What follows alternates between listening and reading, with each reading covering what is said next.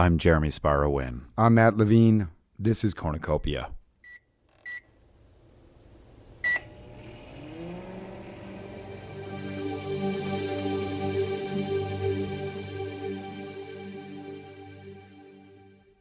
Episode 2 was kind of a bummer, so in this addendum we wanted to give you more of a positive spin on things.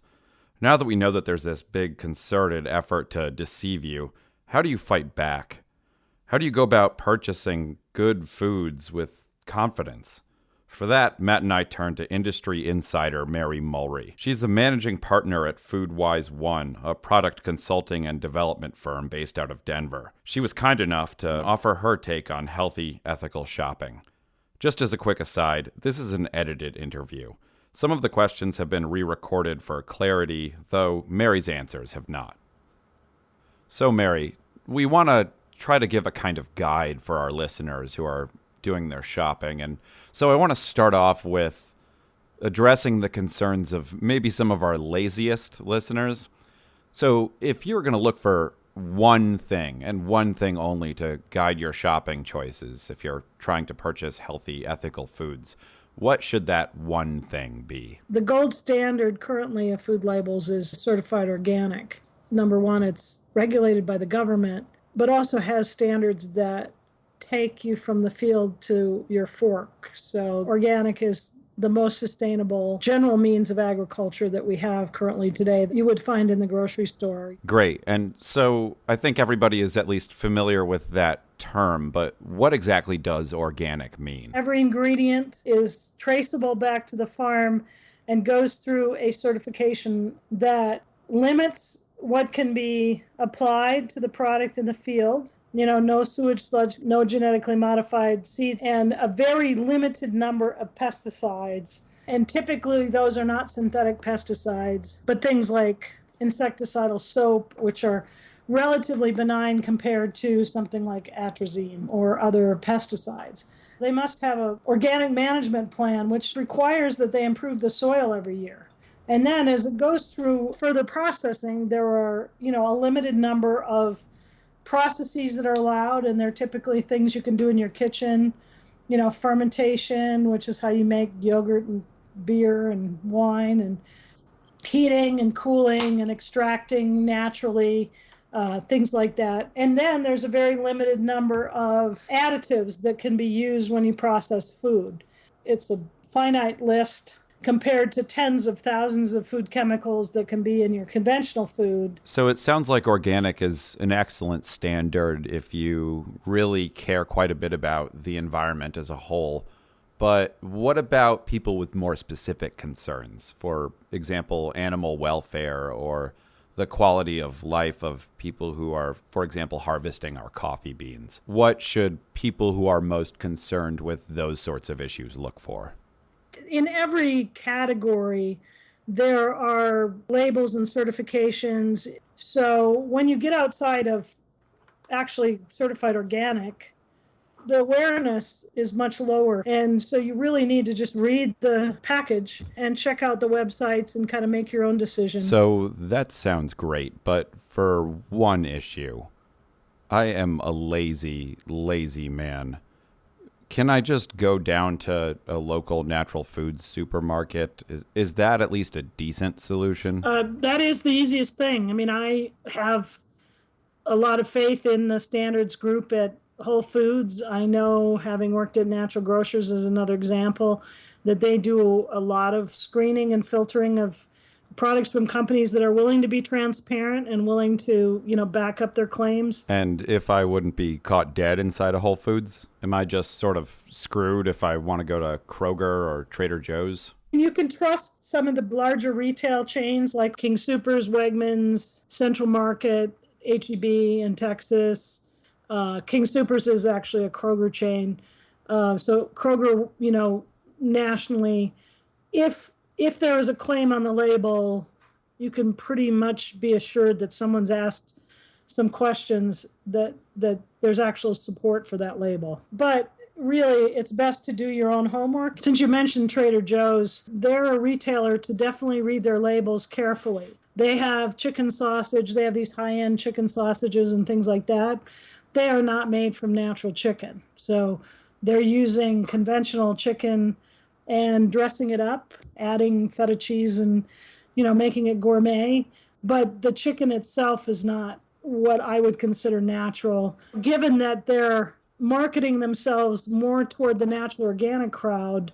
To me, that's a little bit on the edge ethically. So then what do you do to determine if a store or chain of stores is performing due diligence on their end? A lot of these retailers, you can see what their standards are on their websites. So you can go to Earth Fair's website or Whole Foods website or Natural Grocers website and read about, how they choose products and how they decide what products are going to make it into the store. And when I was at Natural Grocers, there were very, very detailed questions that the company would get, and they welcomed that level of transparency.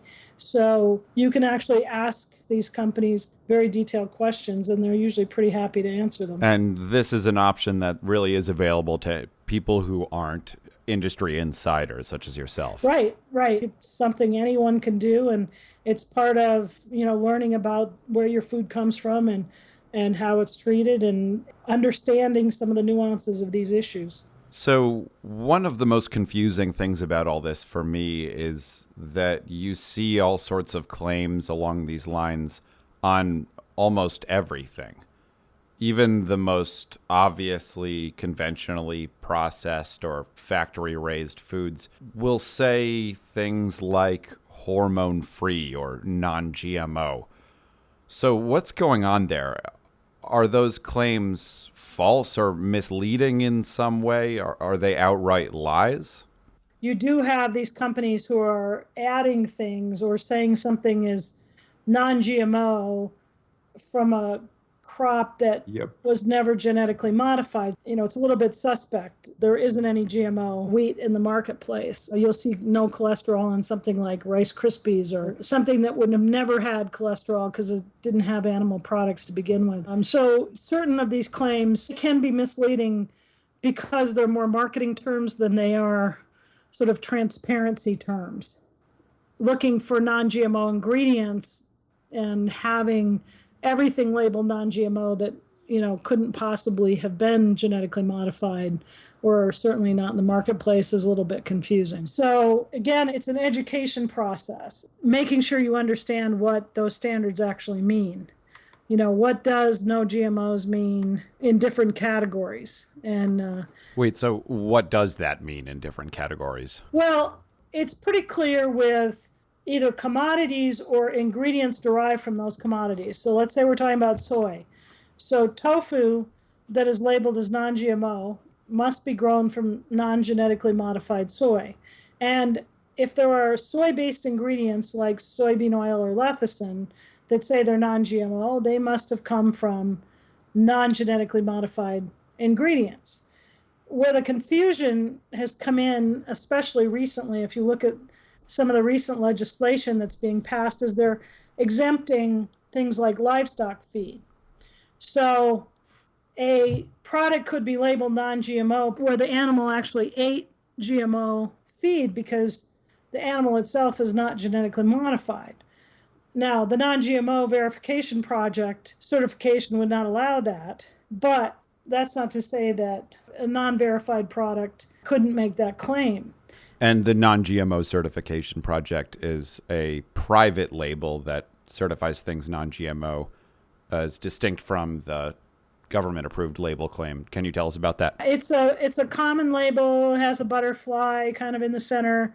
It's on a lot of products, and that means that the products have been through a intense scrutiny of the ingredients that are in the product and how they're handled. And in some cases, testing to look for contamination with genetically modified materials. So if you see a non-GMO verified project certification, you can trust that certification. So switching gears a little bit, I know that one of the areas of your particular expertise is in chickens and especially in the realm of eggs. And I think this is a really interesting subject for a lot of people because, well, eggs are delicious. And also because that's That's one of the things that you see in the grocery store that I think is most mystifying for a lot of people. For one, there's a surprising variety of different eggs from different farms, even in a given grocery store, but also because there's quite a variety of different standards by which those eggs may have gotten to the grocery store, it seems. You have everything from sort of unlabeled eggs to cage-free to free-range to pasture-raised eggs in some grocery stores. And those terms are not immediately clear to a lot of people. So if you would, I'd love it if you could break down exactly what those different things mean and maybe give some of your insight on what sorts of eggs you reckon people should be buying. When you talk about eggs, you'll see various labels. And if it doesn't have a label, it's what I would call conventional battery caged eggs, meaning that the chickens are all in a very small cage with almost no room to move their entire life, because it is, extraordinarily efficient to confine chickens to a cage where it's easy to get the eggs, and they actually eat less feed because they're not moving around, so it's actually cheaper. The air in the building is not very clean. They can't move around, so if you let them out of the cage, they probably couldn't move either. And so it's a very inhumane way to get eggs. The next level up is called cage-free, and all cage-free means is there are no cages. It's the same type of building. It's the same confinement. The air is horrific. The floor of the building is horrifically dirty. So the chickens are in an environment where they can only move around slightly because there's an ungodly number of chickens in this building. So all cage-free really means is that they're not in a cage, but they have all the same problems. They can't move around, they can't go outside, and they're subject to really poor conditions. The next level up is called free range, and with free range, they must be able to go outside. They have space requirements, both indoors and outdoors, that allow them to move around, and they can exhibit what are called their normal behaviors, which is walking, dust bathing, flying a little bit, those kinds of things, none of which they can do under the other two conditions. So free range is at least what I believe should be the minimal standard for anyone buying eggs. So one of the things that I've heard is that the free range standard is actually not that strong of a standard.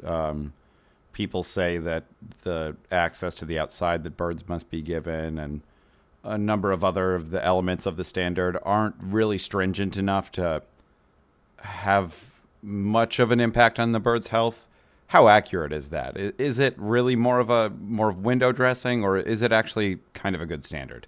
Yeah, free range chickens are required to have at least 2 square feet outside, but it's not designated what ground they're on. And so what you have is some of these larger chicken operations that they're not out on grass, they're out on these sometimes concrete porches. So it's a step better than cage free because at least they're outside. But the eggs that you should be buying are pastured, which means that the chickens not only have access to the outdoors, but to actual pasture. And each chicken is required to have at least 108 square feet of space outside. That doesn't mean that at any given time they need that space, but it allows for rotation of pasture so that they can exhibit all of their natural behaviors. They keep all their feathers, because in these confined conditions, not only do they get sick, which is why companies had given them antibiotics, but they also peck each other. And outside, that's much less of a problem.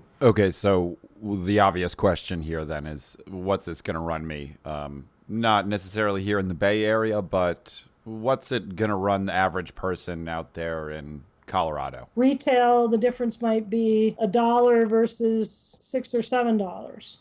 And I've had people say, oh my God, I can't afford that. Well, when you think about a $6 dozen of eggs, it's still only 50 cents an egg. And those eggs are the healthiest eggs that you will ever eat. They have more vitamins, they have more healthful fats. This is how the chicken is supposed to be raised. So to wrap this up, we wanted to build a meal here. And since we're talking about eggs, let's make that breakfast. So supposing somebody who is of has some level of disposable income but isn't rich enough to afford caviar every night, what should they purchase for breakfast if they're interested in buying the most sort of ethical foods within reason? What kind of coffee, milk, eggs, bread, that sort of thing should folks like that be looking for? Here's what I would suggest. You buy organic fair trade coffee because the price premium is very low. I have to say organic milk. I don't think there's another choice there because of the advantages of organic milk over any other choice. So I know you're from Wisconsin, so this may be a loaded question, but do you have any thoughts on the alternatives like almond milk or soy milk? I am not a big proponent of nut milks because they're basically devoid of nutrition. So if you're going to buy an alternative milk, you want to buy soy milk or hemp milk, something that has, some level of protein in it. I'd have to double check my calculations, but there's something like 4 almonds to an 8-ounce serving of almond milk. Dairy milk has calcium and protein and vitamins and, all these things. Almond milk can't even hold a candle in terms of nutrition. And with eggs? The minimal would be organic free-range eggs with a humane certified seal, which would be considerably less than the pastured eggs. And again, I'll emphasize from a nutrition standpoint, still one of your best values for breakfast. As far as bacon goes, a good, what I call natural bacon, Applegate Farms or some equivalent bacon where it doesn't have synthetic nitrates added. Definitely organic bread. There's lots of good choices from Rudy's Organic to Dave's Killer Bread. Bread is pretty important to look at organically, mostly because a lot of the preservatives that allow bread to last for weeks are not good. Bread wasn't ever really designed to last for weeks and weeks and weeks. You want to buy organic bread that will last, longer than a few days, but not, weeks at a time. No more bacon. And we leave you with that. Thanks for listening, and we'd like to extend a heartfelt thanks to Mary Mulry. She is an extraordinary person, and we cannot possibly thank her enough for her time. If you're missing Matt, he was actually a very big part of this interview, but it's been a long, long month for us, and I have the better mics at home, so I re-recorded his parts. He'll be back next week, kicking and screaming as always. If you want more information on anything you've heard on any of our podcasts, you can visit our website, www.cornucopia.show. We also can be followed on Facebook, Twitter, and all the other major social media platforms, except Snapchat. We don't actually know how that one works. You can subscribe to our shows on iTunes, Stitcher, Google Play, or wherever else you get your podcasts. Please rate and review us as you see fit. This is very much a work in progress, and your support here will help us to continue to put out better and better programming. If you have any feedback, we'd love to hear from you directly. We can be reached with your comments, criticisms, and semi-coherent rants at contact@cornucopia.show. Thanks again, and we'll see you next week here on Cornucopia.